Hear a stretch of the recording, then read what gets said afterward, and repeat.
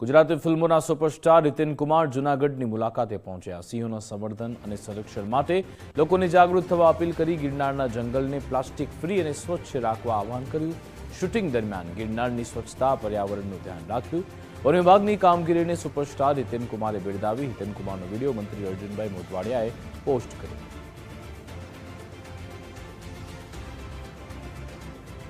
માં પહેલી વખત રોકાવાનું થયું અને વિશ્વ આખામાં ફર્યો છું, પણ જે આનંદ મને છેલ્લા 3 દિવસથી અહીંયા મળી રહ્યો છે અને એમાં સ્પેશિયલી ગઈકાલે સિંહો વિશેની વાતો ખૂબ સાંભળી હતી, ડોક્યુમેન્ટરીઝ જોઈ હતી, પણ પર્સનલ પરિચય સાબરકાંઠામાં શૂટિંગ દરમિયાન એ સિંહોનો થયો હતો।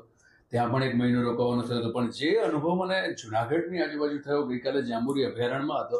અને બહુ મજાની વાત એ છે કે જે રીતે રખોપા થઈ રહ્યા છે વનના, કારણ કે અમારી ગાડીઓ જ્યારે એન્ટર થઈ ત્યારે ચેકિંગના માટે થોડો વખત રોકાવું પડ્યું અને ત્યાં અમને ખબર પડી કે પ્લાસ્ટિક પણ અલાઉડ નથી। અને એ ઘટના પહેલા તો વિચિત્ર લાગી કે પાણીની બોટલો પણ કાઢી નાખો, પણ પછી આખો દિવસ વિતાવ્યા પછી આખા જંગલમાં જ્યાં નજર ફરે ત્યાં એક નાનકડો કચરો ના દેખાય કે એક આ પ્રકારનું પ્રદૂષણ કે આ પ્રકારની બોટલો કે તમારા બીજા કોઈ પણ પ્રકારના પ્લાસ્ટિક ન જોઈને એટલો સુખદ અનુભવ થયો કે મેં રાતે રિટર્ન થતી વખતે એક વિડીયો મૂક્યો એની પર।